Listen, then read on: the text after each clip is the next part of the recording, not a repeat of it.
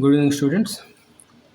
So, in the previous class, we discussed up to this question. These are the solutions we have seen up to this level. So, today we will see the three-dimensional, in this video, three-dimensional representation of organic molecules. The next topic in our um, discussion is three-dimensional representation of organic molecules. So here in the case of alkanes, carbon is sp3 hybrid. This is alkane, and this carbon is sp3 hybridized carbon. Just I'm taking this example already here. So here this carbon and this carbon both are sp3 hybridized carbons. So this carbon is also tetrahedral structure. This carbon is also tetrahedral structure. But here, if you see, all the bonds are on the paper. So this bond, this bond, this bond on the paper. But actually, in reality, these all the bonds, these three bonds and this bond, four bonds. Each carbon is having four bonds. This carbon is also having four bonds. All these four bonds are not laying on the paper. Actually, two bonds are this bond and this bond. If on the paper, this bond and this bond are not on the paper. One is inside the paper, one is projecting outside the paper. That means in three-dimensional 3D view, this representation is incorrect. It is not an exact structure actually. So for that three-dimensional way, how to represent a molecule? So that we have to see. In the case of alkenes only, alkenes and alkenes means sp2 hybridized carbon, so those are planar molecules. So all the atoms are on the paper. The carbon in the double bond, the double bonded carbon is planar structure, is having planar structure. So that carbon and the atoms around that carbon are just around, just adjacent, bonded to that carbon only, are on the paper. That means planar structure and trigonal, like a triangle, trigonal planar structure. But in the case of sp3 hybridization, all the bonds are not on the paper. That we need to represent using this three-dimensional representation. So the three-dimensional 3D structure of organic molecules can be represented on paper by using certain conventions. In organic chemistry, the time scientists gave some conventions for understanding, better understanding of a 3D molecule. For example, by using solid wedge bond, this is wedge, wedge, here is wedge formula. So this is solid wedge, this is dashed wedge. This solid wedge means the bond is projecting above the paper towards me, that means viewer. This dashed wedge means the bond is projecting inside the paper, that means downwards the paper. So this is above the paper like this, and this one is below the paper. Here if paper is there, then it is projecting inside the paper. Okay, so the 3D image of a molecule from a two-dimensional picture can be perceived. So just by assuming this as a projecting outside the paper, this as projecting inside the paper, uh, we can perceive 3D image of a molecule from a two-dimensional picture. So this is paper is two-dimensional. So just by following these conventions, we can perceive, that means imagine, that means assume three-dimensional structure of the molecule. In these formulas, the solid wedge is used to indicate a bond projecting out of the paper, plane of the paper. That means this one is out of the, just now I told you, just this is out, projecting outside the paper. That means towards observer, towards the observer. The dashed wedge is used to depict the bond projecting out of the plane of the paper and away from the observer. That means below the plane.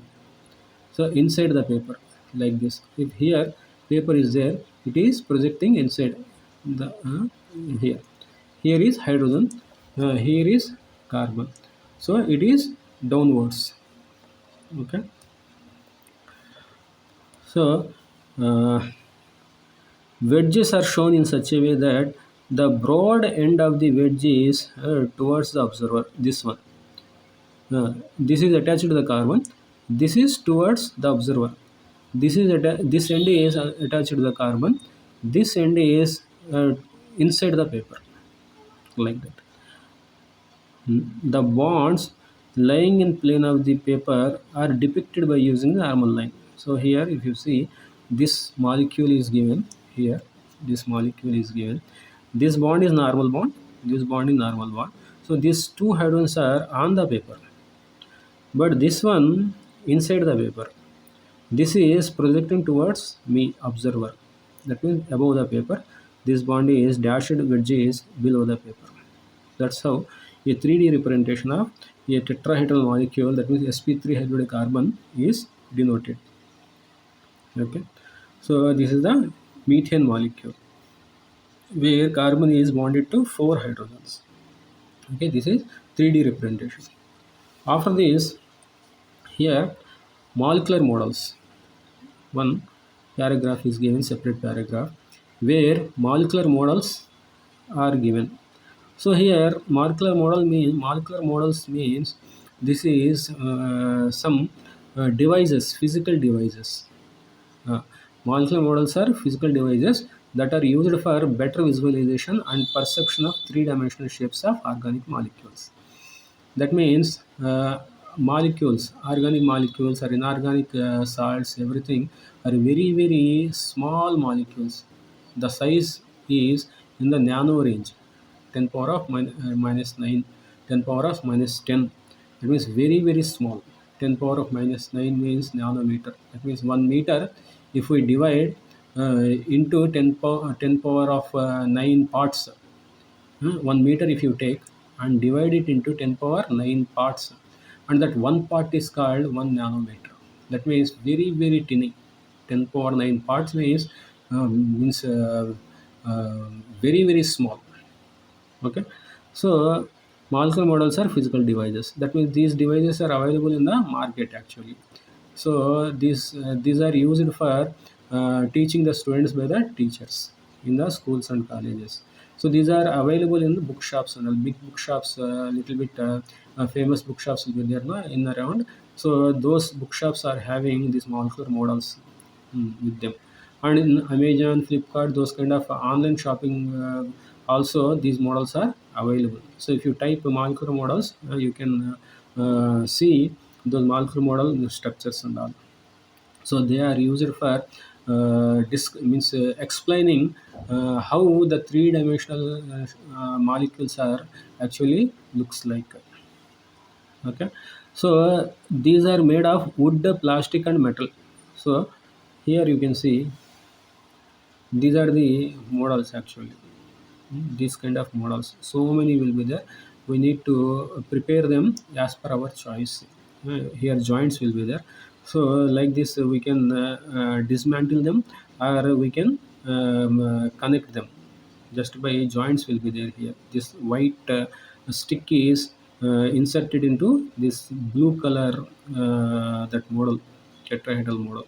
So like that whatever way we want to do that, we can prepare those molecular models actually. This kind of without any balls and all, these are made up of plastic or wood or even metals also, springs also. So this is called framework model. This is called framework model. That means no balls will be there, only sticks will be there, and joints will be there. This bluey joint. So here sticks will be. This is tetrahedral shape. Like here we have seen tetrahedral shape here.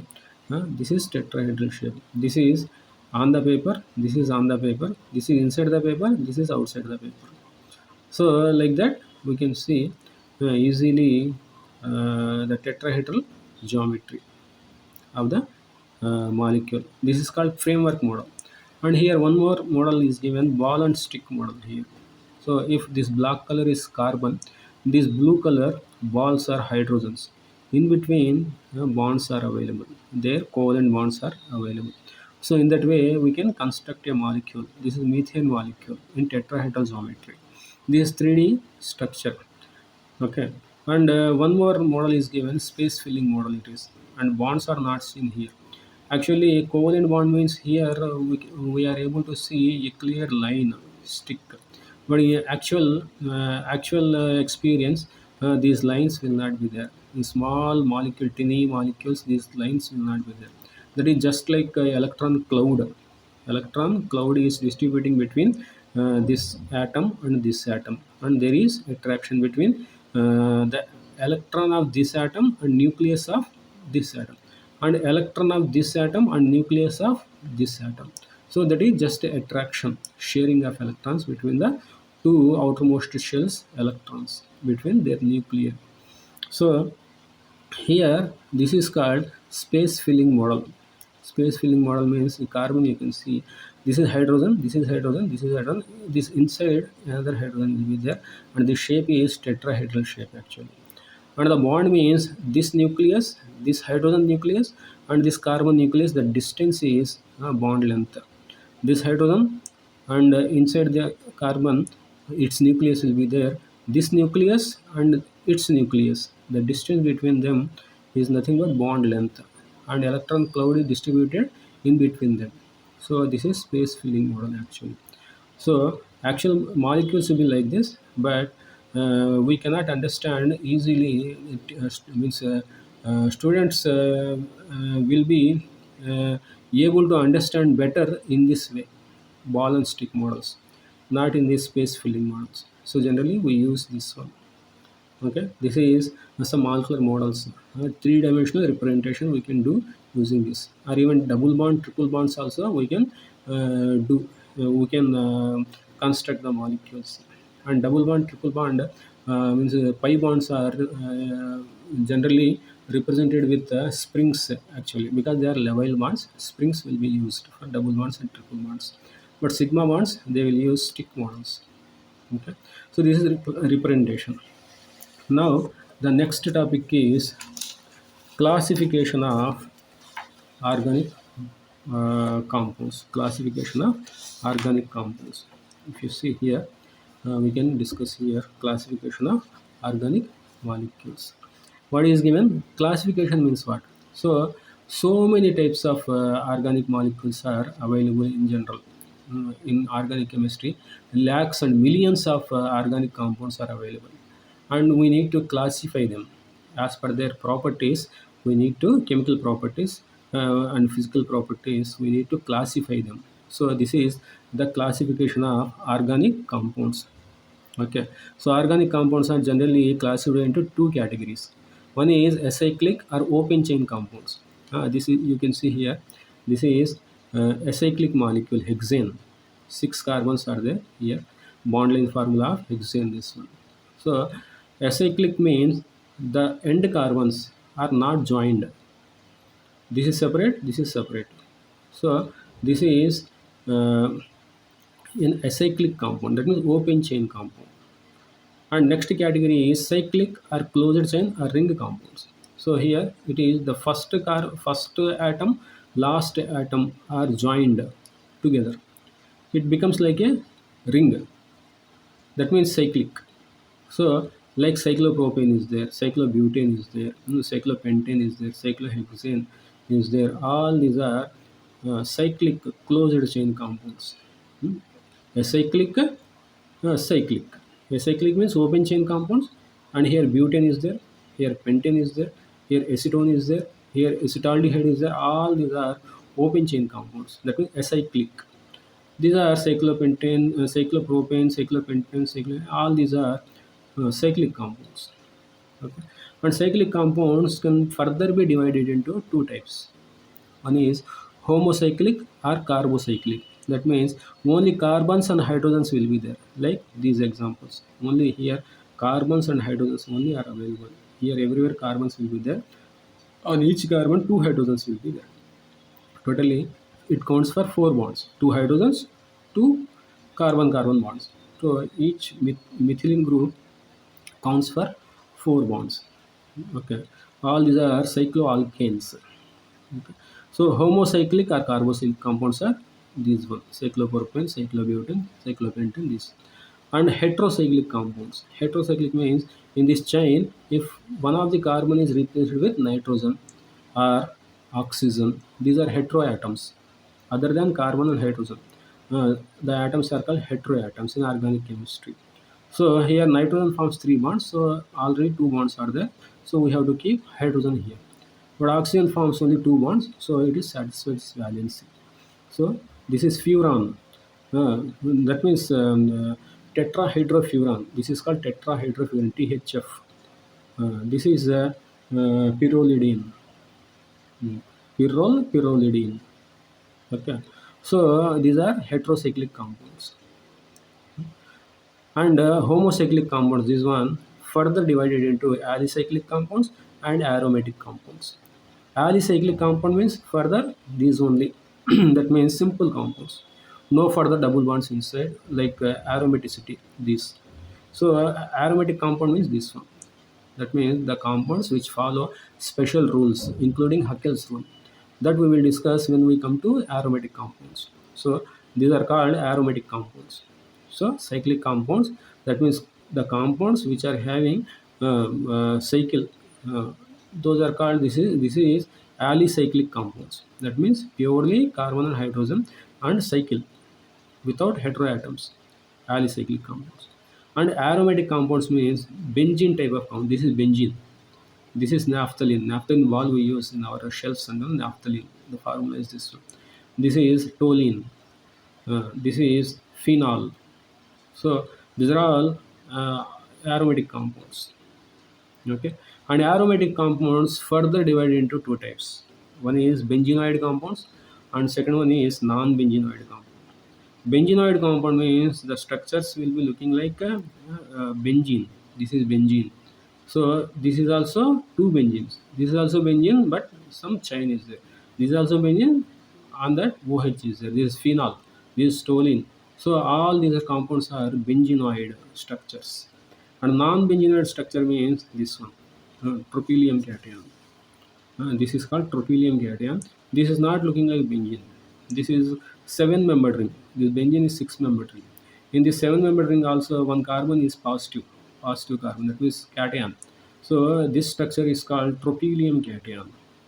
Tropylium cation. So this is non-benzenoid compound.